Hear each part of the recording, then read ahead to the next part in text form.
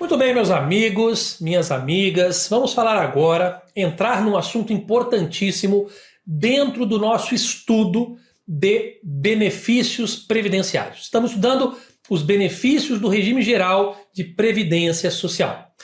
Passei para vocês primeiro o fato gerador, apresentei os requisitos de concessão de todos os benefícios, depois aprendemos a carência de todos os benefícios, já falei sobre salário de benefício e agora vamos começar a estudar o valor, a renda mensal inicial, o valor que será pago logo após a concessão de cada um dos benefícios do regime geral de previdência social. Vem comigo para a tela e vamos lá. Muito bem, estamos falando aqui de renda mensal inicial e vamos começar falando do seu conceito. O que é renda mensal inicial? Muito bem, a renda mensal inicial, conhecida também pela sigla RMI, considera-se renda mensal inicial, o famoso RMI, o valor do benefício. Agora sim é o valor do benefício. Renda mensal inicial é o valor do benefício que será efetivamente pago ao beneficiário. É o quanto cai na conta do segurado, do dependente, é o quanto ele coloca no bolso, tá? Mas este valor que nós estamos estudando é o valor que ele recebe logo após a sua concessão, sem levar em conta, obviamente, os reajustes posteriores a que estiver sujeito para preservar o valor real do benefício. Então vejam, o valor que eu vou explicar para vocês aqui como se calcula não é o valor do benefício para o resto da vida. É o valor do benefício quando da sua concessão. E a partir deste valor da concessão que o segurado vai receber, aí esse valor será reajustado periodicamente, de forma a preservar o seu valor real de compra, tá bom? Então não se esqueçam, o valor da renda mensal inicial é o valor do benefício, mas não é o valor do benefício daqui a 5 ou 10 anos. É o valor do benefício hoje, no dia da concessão. E é claro que ele permanecerá por um tempo neste valor, até sofrer o primeiro reajuste, aí permanece durante um ano, depois sofre um novo reajuste, permanece novamente por mais um ano. Então veja, a renda mensal inicial é o valor do benefício que o segurado vai pôr no bolso, é o valor que vai cair na conta dele, no banco, ou que ele poderá sacar ali no banco. Esse é o valor da renda mensal inicial, logo após a concessão, tá bom? Antes dos reajustes futuros, renda mensal inicial é o valor do benefício quando de sua concessão. Seguindo, atenção, exceto, ó as exceções aqui, ó, exceto, nós já aprendemos, né? Salário família, salário maternidade, pensão por morte e auxílio reclusão, que são calculados de forma diversa. Todos os demais benefícios, como nós já vimos, né, todos os demais benefícios previdenciários são calculados por meio da aplicação de um percentual que chama-se alíquota, previsto em lei, sobre o respectivo salário de benefício. Então nós já aprendemos como é que se calcula o salário de benefício, e aí para saber o valor do benefício, basta pegar aquela alíquota, que é aquele percentual, e multiplicar pelo salário de benefício. É o que nós aprenderemos, tá? Lembrando que isso não vale para o salário família, não vale para o salário maternidade, não vale para a pensão por morte, nem para o auxílio reclusão, que são calculados de forma diferente. Mas todos os demais benefícios, uma vez que você calculou o salário de benefício, vai se aplicar um percentual sobre aquele salário de benefício e esta será a renda mensal inicial. Olha como é que isso fica representado visualmente, olha só. Em regra, digo em regra porque nós vimos que tem exceção, né? Salário família é exceção, auxílio reclusão, salário maternidade, né, pensão por morte, mas em regra, para calcularmos a renda mensal inicial de um benefício, multiplicamos a alíquota vezes o salário de benefício, que é aquele que nós já aprendemos a calcular. Então, por exemplo, né, tem benefício. Nós vamos aprender, por exemplo, que tem benefício que é 91% do salário de benefício. Tem benefício que é 100% do salário de benefício. Tem benefício que é 60% do salário de benefício e mais 2% para cada ano que supere o tempo mínimo de contribuição. Ou veja, então nós vamos ver que os cálculos são feitos em percentuais sobre o salário de benefício. Por isso que era tão importante ensinar o salário de benefício. Por isso que eu fiquei ali ensinando para vocês com tanto esmero, tanta dedicação ali o conceito e o conteúdo de salário de benefício. Porque grande parte dos benefícios são calculados em cima do salário de benefício. Grande parte dos benefícios tem por renda mensal inicial, que é o seu valor pago quando da concessão, um percentual sobre o salário de benefício. Vamos seguir. Nós já aprendemos o que é o salário de benefício. Vamos recapitular. Ó. O salário de benefício nós já aprendemos, né? É a média aritmética simples dos salários de contribuição adotados como base ao regime geral de previdência, considerados para a concessão do benefício, atualizados monetariamente, correspondentes a 100% do período contributivo desde julho de 94 para frente, né? Ou desde do início da contribuição. Ser posterior a julho de 94. Muito bem. Nós já aprendemos o conceito de salário de benefício, não vou ficar repetindo aqui, vocês já sabem como calcula. Já aprendemos como reajusta também, como esses valores são reajustados, olha só. Os salários de contribuição utilizados no cálculo do salário de benefício, nós aprendemos que eles são reajustados de acordo com o INPC, lembram? Índice Nacional de Preços ao Consumidor, atualizando dessa forma todos os salários de contribuição para valor presente. Muito bem. Então nós já aprendemos também que o salário de contribuição ele é atualizado a valor presente pelo INPC e depois que todos, de julho de 94 para frente, todos os salários de contribuição estiverem atualizados a valor presente pelo INPC, a gente faz aquela média aritmética simples e chega ao valor do salário de benefício. Valor este que é imprescindível para o cálculo da renda mensal inicial, que começaremos o estudo a partir de agora. Olha só. Atenção, ó, cortou a atenção aqui, mas atenção. O valor do salário de benefício, vocês já sabem, mas eu repito, porque é importante, não será inferior ao de um salário mínimo, nem superior ao limite máximo do salário de contribuição, na data do início do benefício, sem exceção. Nós vamos ver que existem alguns benefícios, algumas rendas mensais iniciais que podem ser menores que um salário mínimo. Nós vamos aprender que o salário família é menor que um salário mínimo, que o auxílio acidente pode ser menor que um salário mínimo.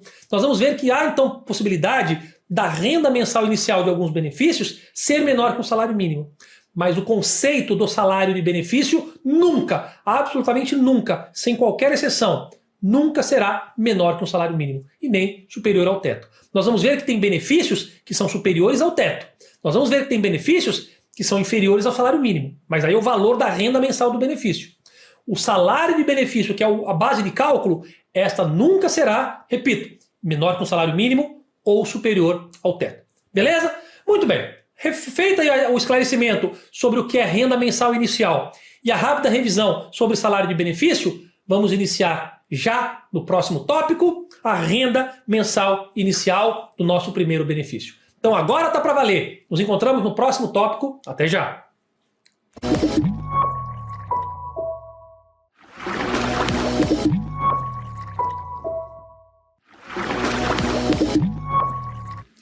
Muito bem, meus amigos, minhas amigas, neste tópico nós iremos juntos estudar a renda mensal inicial da aposentadoria por incapacidade permanente. Uma das mais cobradas em prova, sempre em questões cobram a renda mensal inicial da aposentadoria por incapacidade permanente. Ou seja, qual é o valor que vai cair na conta ali, ou que o segurado vai receber, vai pôr no bolso assim que ele se aposentar por incapacidade permanente. Você quer saber? Então vem comigo, é agora que você descobre. Vamos para a tela. Muito bem. Vamos lá, pessoal, falar da renda mensal inicial da aposentadoria por incapacidade permanente. Vamos lá. De forma diagramada para vocês, para que vocês não esqueçam nunca. Tem duas situações aqui, duas formas para receber e calcular o valor da aposentadoria por incapacidade permanente, tá ok? Se esta incapacidade permanente que deu origem a esta aposentadoria por incapacidade permanente, se ela for decorrente de acidente de trabalho, doença profissional ou doença do trabalho, ou seja, se ela tiver relação com o trabalho, do acidente do trabalho, doença do trabalho, doença profissional, se for acidente do trabalho, doença profissional ou doença do trabalho, aqui é o mais fácil. Você pega o salário de benefício e 100% dele, 100% do salário de benefício já é o valor da renda mensal inicial. Então vejam, nós temos dois cálculos possíveis para o valor, para o cálculo do valor da renda mensal inicial da aposentadoria por incapacidade permanente. A primeira forma de cálculo é essa que acabamos de ver, quando a incapacidade decorre de um acidente do trabalho, de uma doença profissional ou doença do trabalho. Nestes casos, o valor será do benefício 100% do salário de benefício. Vocês já aprenderam como calcula o salário de benefício, eu não vou repetir. Mas uma vez calculado o salário de benefício, 100% dele, ou seja, o mesmo valor dele, será o valor da aposentadoria por incapacidade permanente. Mas se a incapacidade não decorreu de um acidente do trabalho, de uma doença profissional ou de uma doença do trabalho, vamos ver qual é o valor. Vem comigo. Olha só, nos demais casos, quais são os demais casos? É quando não for acidente do trabalho, não for doença profissional ou também não for doença do trabalho a causa da incapacidade. Nesses demais casos, nós temos um cálculo para o homem e um cálculo para a mulher. Tanto para o homem quanto para a mulher, é 60% do salário de benefício de cara, de cara já tem garantido 60% do salário de benefício, só que tanto para o homem quanto para a mulher, há um acréscimo de mais 2% para cada ano de contribuição que o homem e para cada ano de contribuição que a mulher tiver recolhido acima de um determinado tempo. O homem começa com 60% do salário de benefício, mais 2% do salário de benefício para cada ano de contribuição que exceder o tempo de 20 anos de contribuição, se for o homem. Então olha que interessante. Deixa eu falar da mulher e depois eu dou os exemplos. No caso da mulher, além dos 60% do salário de benefício, mais 2% do salário de benefício para cada ano que exceder, para a mulher, 15 anos de contribuição. Então vamos lá, olha só. Vamos imaginar que um homem tenha 23 anos de contribuição e se aposente por incapacidade permanente. Neste caso, ele vai receber os 60%. E se ele tem 23 anos de contribuição, quantos anos acima de 20 ele tem? 3. Então ele vai receber 2%, mais 2%, mais 2%. Como ele tem 3 anos acima de 20 anos de contribuição, 2% vezes os 3 anos que ele tem, dá mais 6%. Então se ele tinha ali 23 anos de contribuição, pelos 3 anos além dos 20, ele ganha mais 6%. Então será 66%. Vamos imaginar uma mulher que tenha os mesmos 23 anos de contribuição e se aposentou por incapacidade permanente. Ora, se ela tem 23 anos de contribuição, quantos anos de contribuição ela tem além dos 5? Ela tem 8 anos de contribuição, né? Depois dos 15 ela teve 16, 17, 18, 19, 20, 21, 22, 23. A mulher que se aposentou por incapacidade permanente aos mesmos 23 anos de contribuição, ela tem 60% do salário de benefício já garantido e pelos 8 anos que ela tem além dos 15, ela recebe 2% para cada ano. Se ela tem 8, 2 vezes 8, 16. Ela recebe mais 16%. Então, a mulher com 23 anos de contribuição recebe 60 mais 16%, que daria 76% do salário de benefício. Perfeito? A base de cálculo é o salário de benefício. Então, olha que interessante. Um homem com 23 anos de contribuição, que se aposente por incapacidade permanente, né, que não seja por um acidente do trabalho, doença profissional ou doença do trabalho, quanto que ele recebe? Ele recebe 60% mais 2% para cada ano acima de 20. Se ele tem 23 anos de contribuição, seria 60% mais 6, 66. E a mulher, o adicional de 2%, ele ocorre a cada ano de contribuição acima dos 15. Por isso que ela teria, com os mesmos 23 anos de contribuição, 60% mais 16%, né? Que são os 8 anos, entre 15 e 23 são 8 anos, vezes 2, 16. Ela teria 76% do salário de benefício. Tranquilo? Gravem isso. Aposentadoria por incapacidade permanente. Se decorre de acidente do trabalho, tem que ser do trabalho. Acidente do trabalho, doença profissional ou doença do trabalho, 100% do salário de benefício. Se a incapacidade decorre de outras situações, homem, 60% do salário de benefício, mais 2% do salário de benefício para cada ano de contribuição acima de 20. E a mulher, 60% mais 2%, sendo esses 2% para cada ano de contribuição que a mulher tenha acima de 15 de contribuição. Fechou? Só que tem mais, vem comigo. Vamos lá. Valor da aposentadoria ainda por incapacidade permanente, somente este benefício, que é o valor da aposentadoria por incapacidade permanente, pode ter um acréscimo, que é o acréscimo chamado de grande invalidez. Esta grande invalidez, ela equivale a um acréscimo de 25%. Depois de calculado o valor do benefício, o que quer que tenha dado, deu lá R$3.000, ele vai ter ainda um acréscimo de 25%. Em que situação? Quando houver necessidade de assistência permanente de outra pessoa.